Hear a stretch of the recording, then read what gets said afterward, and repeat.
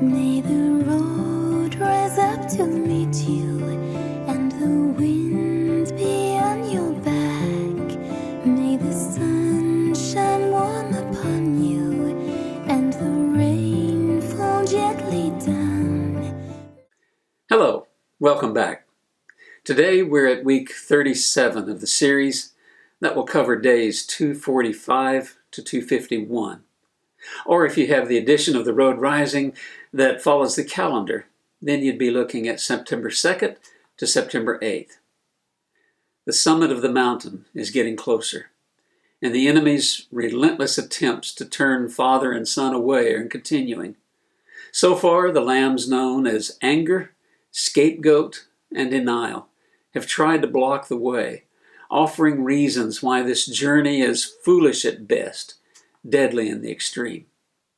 But the two realize that, however you look at it, avoiding the summit would be disobedience, and so they continue on. This week, you will have met two more lambs, each with the same agenda: turn back or die. First, there was the lamb of trade, clever entrepreneur if there ever was one. His offer? Son would be spared, and a price would be demanded. Friend was eager to move ahead with the transaction regardless of the price. But his son stepped up, literally, and tossed a string of 4 lions' teeth at the feet of the lamb. By this, the merchant understood that this young man was the one who had killed the evil man's favorite in order to protect his father. The transaction came to a sudden stop, and the lamb was gone. Friend was devastated, insisting that he would have paid any price. I owe it to you as a father to... But there his son interrupted, saying, No, Dad, you don't owe me that. As a father, you've brought me into this world, you took care of me when I couldn't take care of myself, and you taught me right from wrong. But we both know who our real father is, and anything that takes us away from our commitment to him is wrong, even if it involves our commitment to each other. Wise words coming from a child, but I hope you understand that he's been given wisdom beyond his years. These words may be difficult to hear, especially if you are a parent today. But remember that our children are ours for a time, along with the responsibility to love them, protect them, provide for them, and prepare them for the day when they can take up the journey on their own. The next lamb is an indication of the enemy's growing desperation as the stakes are raised. Enter the magician's lamb. He's surrounded by mystery and darkness. At his feet is a black orb, the key to every desire, he says.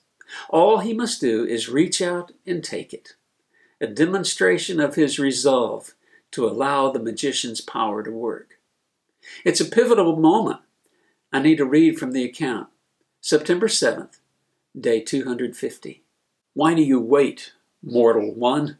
The lamb asked, noticing that I had taken my eyes off the black object and was now looking at him. The key to your quest lies within your grasp. It's yours. Take it. I moved a step closer, presumably to place my feet in a better position, but actually to gain a moment to think. Was this, after all, the object of my search? Or was it yet another trap? Maybe I should grab the lamb instead, I thought. Maybe he's the real source of power. With difficulty, I took my eyes off the object and for a second time looked at the lamb. Noticing my hesitation, his expression changed. Where before he seemed to hold the wisdom of the ages, now I could see real fear in his eyes. What are you doing? He demanded, his voice cracking. Are you mad? Take the token! Take the token! Well, what is the token? I asked. What will I have to pay for it? Those are the questions of a fool, he sneered. Do you think such an opportunity comes to every mortal and more than once in a lifetime? This is your chance. Think of what he will do to your son. I'd heard that before. Behind us, another lamb had spoken in contempt of him. Why were they so concerned? Was it really us they wanted to help, or were they simply plotting against him The lamb could see that my mind was backing away, and he was thrown into a rage. "Mortal," he screamed, "you have no more right to real power than does your son. Now both of you will live to regret your mistakes. Taste the bile of fear. Let it lie in your throat until your miserable lives are choked out of existence." With a sudden movement, the lamb lunged at me, pushing me off balance. Instinctively, I threw out my left hand to meet the ground. It landed on the black object. The pain of 1,000 burning needles pierced my palm and shot upward until my entire arm was in agony. "Oh God, it hurts!" My prayer was heard. We often associate magic with third world cultures, looking with derision at witch doctors, shamans, holy men, thinking all the while, well, I'm glad such foolishness is not a part of my culture. We may need to think again. Consider the places in our lives where we embrace the magical when the logical breaks down. Open your daily newspaper and see what the horoscope has to say. Pick up a crystal or two and place them around your house.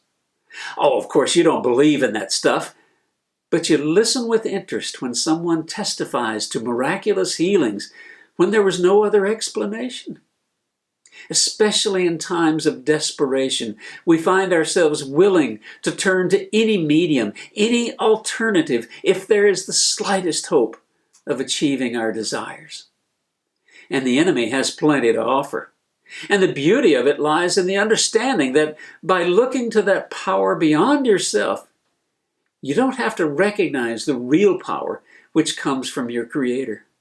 Because to do so would be to acknowledge His existence, and that is simply not an option.